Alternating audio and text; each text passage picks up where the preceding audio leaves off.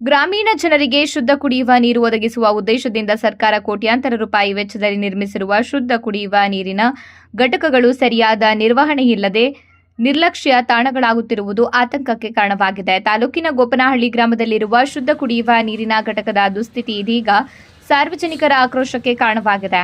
ಘಟಕದ ಮುಂಭಾಗದಲ್ಲೇ ಕೆಸರು ನೀರು ನಿಂತು ಗದ್ದೆಯಂತಾಗಿದ್ದು ನೀರು ಪಡೆಯಲು ಬರುವ ಗ್ರಾಮಸ್ಥರಿಗೆ ತೀವ್ರ ತೊಂದರೆ ಉಂಟಾಗುತ್ತದೆ.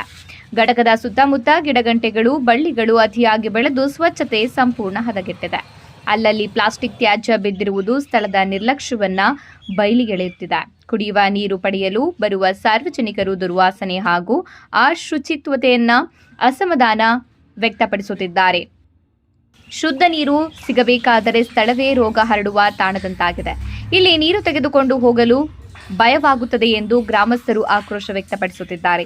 ಇನ್ನು ಕೆಲವರು ಈ ಘಟಕದ ನೀರು ಬಳಸುವುದಕ್ಕಿಂತ ಪಕ್ಕದ ಗ್ರಾಮಗಳಿಗೆ ತೆರಳಿ ನೀರು ತರುತ್ತಿದ್ದೇವೆ ಎಂದು ತಮ್ಮ ಅಳಲನ್ನ ತೋಡಿಕೊಂಡಿದ್ದಾರೆ. ಬೇಸಿಗೆ ಸಂದರ್ಭದಲ್ಲಿ ಆರೋಗ್ಯಕರ ಕುಡಿಯುವ ನೀರು ಒದಗಿಸುವ ಅಗತ್ಯವಿದ್ರೂ ಕೂಡ ಸಂಬಂಧಪಟ್ಟ ಅಧಿಕಾರಿಗಳು ನಿರ್ಲಕ್ಷ್ಯ ವಹಿಸುತ್ತಿದ್ದಾರೆ. ಹಾಗಾಗಿ ಅಧಿಕಾರಿಗಳು ತಕ್ಷಣ ಸ್ಥಳಕ್ಕೆ ಭೇಟಿ ನೀಡಿ ಘಟಕದ ಸುತ್ತಮುತ್ತ ಸ್ವಚ್ಛತೆ ಕೈಗೊಂಡು ಸಮರ್ಪಕ ನಿರ್ವಹಣೆ ಮಾಡುವ ಮೂಲಕ ಸಾರ್ವಜನಿಕರಿಗೆ ಅನುಕೂಲ ಕಲ್ಪಿಸಬೇಕು ಎಂದು ಗ್ರಾಮಸ್ಥರು ಒತ್ತಾಯಿಸಿದ್ದಾರೆ.